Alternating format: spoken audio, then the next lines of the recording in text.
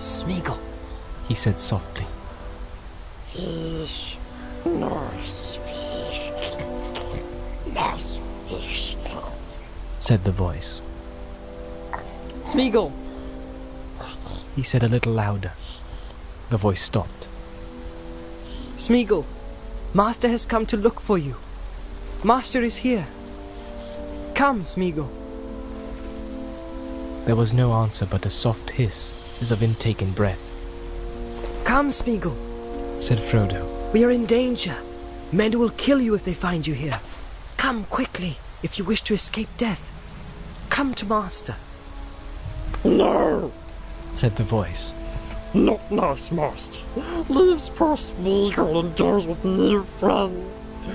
Master can wait. Smeagol hasn't finished. There's no time. Said Frodo. Bring fish with you. Come. No, must finish fish. Smeagol, Said Frodo desperately. Precious will be angry. I shall take Precious, and I shall say, make him swallow the bones and choke. Never taste fish again. Come, Precious is waiting. There was a sharp hiss. Presently, out of the darkness, Gollum came crawling on all fours, like an erring dog called to heel. He had a half-eaten fish in his mouth and another in his hand. He came close to Frodo, almost nose to nose, and sniffed at him.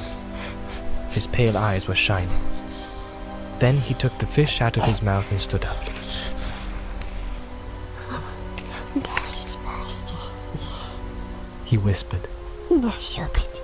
Come back to poor Smeagol. Good Smeagol comes. Let us go. Go quickly, yes. Through the trees while the faces are dark. Yes, come. Let's go. Yes, we'll go soon, said Frodo. But not at once. I will go with you as I promised. I promise again. But not now. You are not safe yet. I will save you. But you must trust me. We must trust Master? Said Gollum doubtfully. Why? Why not go at once? Where is the other one? The cross-road hobbit. Where is he? Away up there, said Frodo, pointing to the waterfall. I'm not going without him. We must go back to him. His heart sank. This was too much like trickery. He did not really fear that Faramir would allow Gollum to be killed, but he would probably make him prisoner and bind him, and certainly what Frodo did would seem a treachery to the poor treacherous creature. It would probably be impossible ever to make him understand or believe that Frodo had saved his life in the only way he could. What else could he do? To keep faith, as near as might be, with both sides. Come, he said, or the Precious will be angry. We are going back now, up the stream. Go on. You go in front. Gollum crawled along close to the brink for a little way, snuffling and suspicious. Presently he stopped and raised his head. Something's there. He said. Not a hobbit.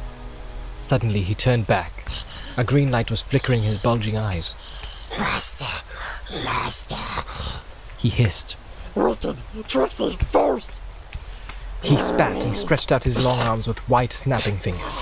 At that moment the great black shape of Unborn loomed up behind him and came down on him. A large, strong hand took him in the nape of the neck and pinned him. He twisted round like lightning. All wet and slimy he was, wriggling like an eel, biting and scratching like a cat. But two more men came up out of the shadow. Hold still, said one. or we'll stick you as full of pins as a hedgehog. Hold still. Gollum went limp and began to whine and weep. They tied him, none too gently. Easy, said Frodo. He has no strength to match you. Don't hurt him if you can help it. He'll be quiet if you don't. Smeagol! They won't hurt you. I'll go with you, and you shall come to no harm. Not unless they kill me too. Trust, Master. Gollum turned and spat at him. The men picked him up, put a hood over his eyes, and carried him off. Frodo followed them, feeling very wretched. They went through the opening behind the bushes and back, down the stairs and passages into the cave. 2 or 3 torches had been lit. Men were stirring.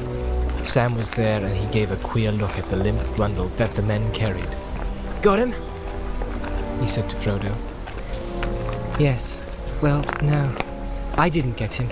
He came to me because he trusted me at first, I'm afraid. I did not want him tied up like this. I hope it will be all right. But I hate the whole business. So do I, said Sam, and nothing will ever be all right where that piece of misery is. A man came and beckoned to the hobbits, and took them to the recess at the back of the cave. Faramir was sitting there, in his chair, and the lamp had been rekindled in its niche above his head. He signed to them to sit down on the stools beside him. "Bring wine for the guests," he said, "and bring the prisoner to me." The wine was brought, and then Unborn came carrying Gollum. He removed the cover from Gollum's head and set him on his feet, standing behind him to support him. Gollum blinked, hooding the malice of his eyes with their heavy pale lids. A very miserable creature he looked, dripping and dank, smelling of fish. He still clutched one in his hand. His sparse locks were hanging like rank weed over his bony brows. His nose was snivelling. Loose us! Loose us! He said. The cord hurts. Yes, it does, it hurts us. And we've done nothing.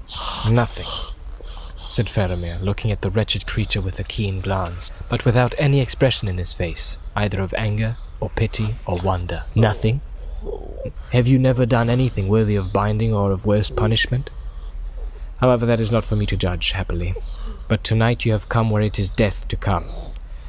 The fish of this pool are dearly bought. Gollum dropped the fish from his hand. Don't want fish, he said. The price is not set on the fish, said Faramir.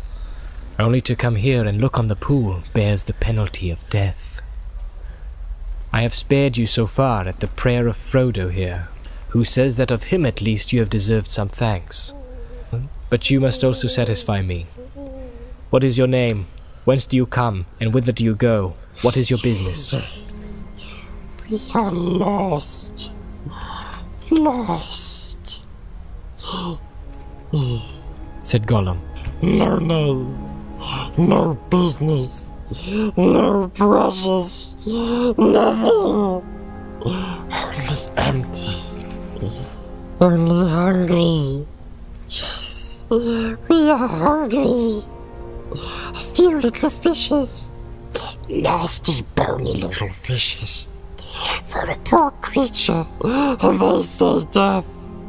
So wise they are, so just, so very just.